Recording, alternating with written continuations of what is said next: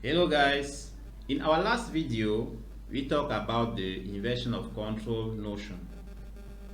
We saw that inversion of control was a principle, not a design pattern as some people used to confuse. We saw that inversion of control helps us to have loosely coupled applications, and this brings many advantages such as modularity, extensibility, and testability, and many others advantages.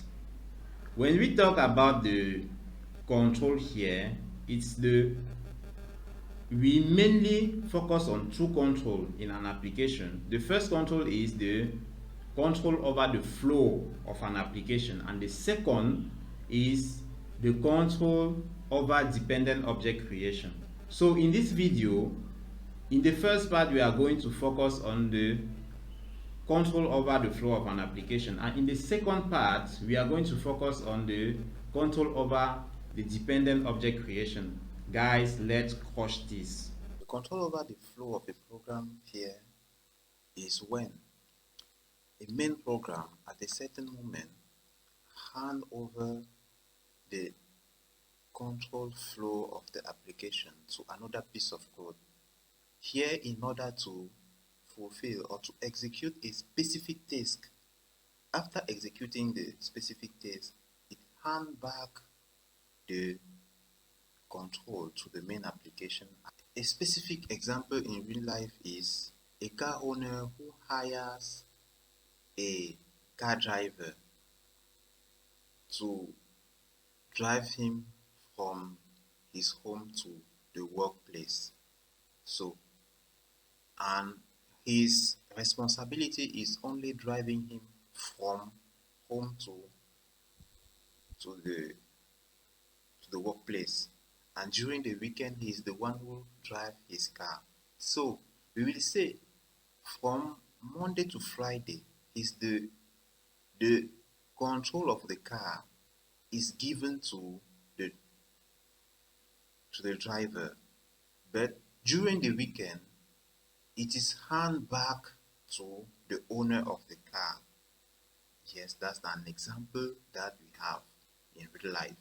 Then here we are going to see an example in software where it is a application used to log in users, and we will see that here, for instance, the application asks the user to enter his credentials.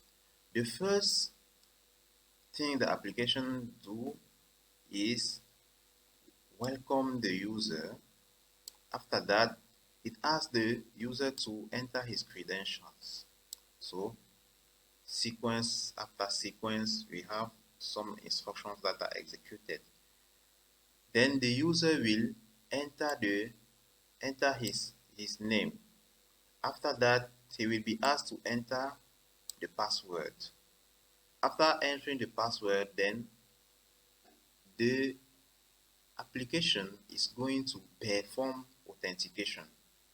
And if the authentication is wrong, it will inform the user that the authentication is wrong and ask him to try again. If it is successful, the user will see the message "Congratulations, you are logged in" displayed on his screen, and the program flow will continue. Then the developer can decide to hand over the process of logging to another piece of code. In this case, we can consider it as the graphic user interface. So before going to login, let's see the real execution of our piece of code here. Let us execute.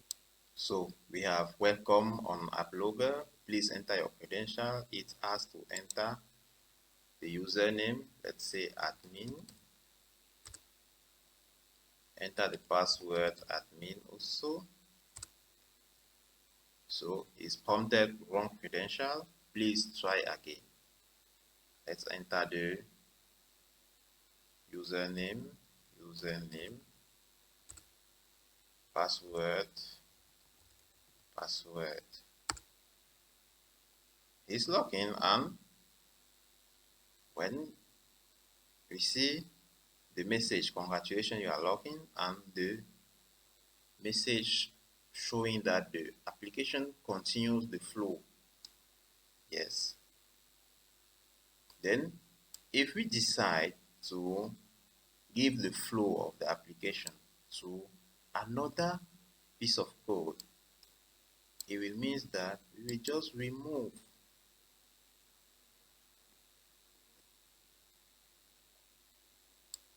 all of these.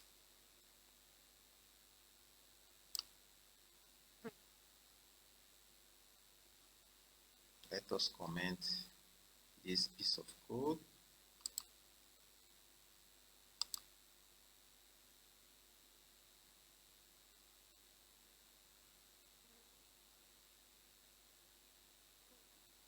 And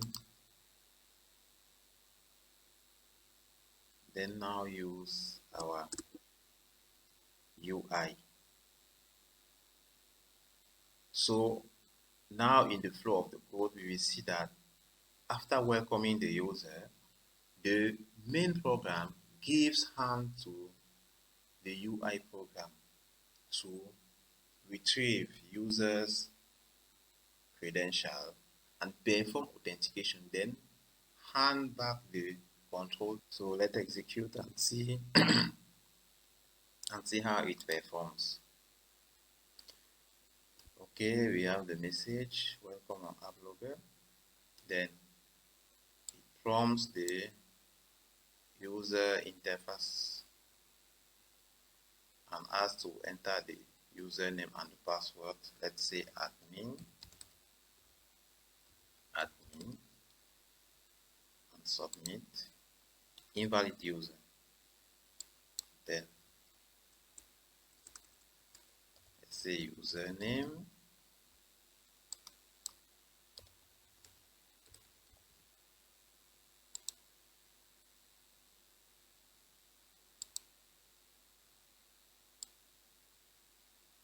oh sorry, the password is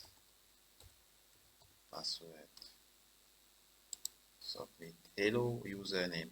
So here we see that the authentication has been performed by another piece of code. So this is the control over the flow of the application. Next, we will see the control over the dependent object creation.